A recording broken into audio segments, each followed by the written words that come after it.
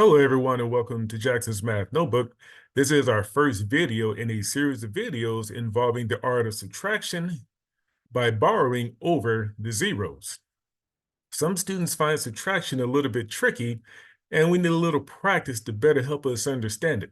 And in this case, we have 600 minus 97 and 800 minus 48, and we're going to see how we arrived at 503 when we subtracted 97 from 600, and how we arrived at 752 when we took 48 away from 800. And so let's begin with our first example of 600 minus 97. The trick is to borrow the number that's higher than its bottom number. And in this case, 600, or the 6 right here in 600, is higher than its bottom number, which is actually just 0.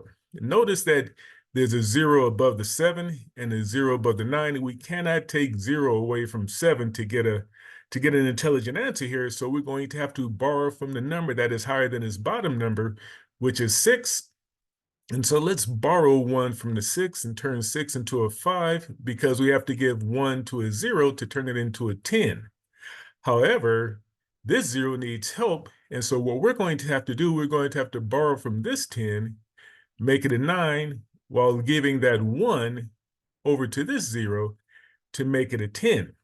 And so as you can see now, we can do straightforward subtraction, because we know that 10 minus 7 gives us 3, 9 minus 9 gives us 0, and 5 minus 0 gives us 5. And this is how we arrived at our answer of 503 for the top row.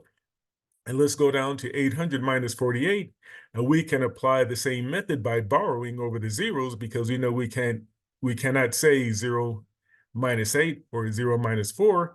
We're going to have to borrow from the 8, because the 8 is bigger than its bottom number, which is nothing.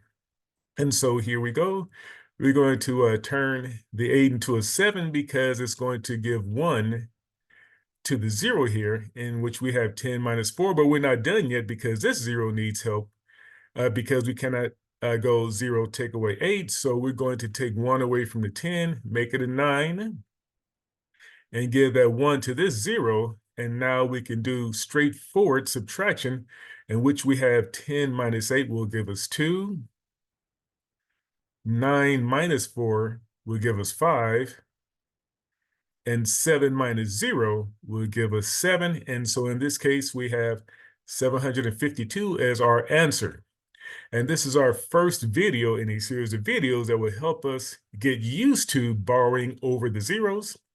But if you like, please pause the video and try this on your own, or replay the video as many times you need to gain a deeper understanding of what it means to borrow through, over, or across the zeros. And with that in mind, please comment, share, like, and subscribe to Jackson's Math Notebook for more content. Thank you, and goodbye.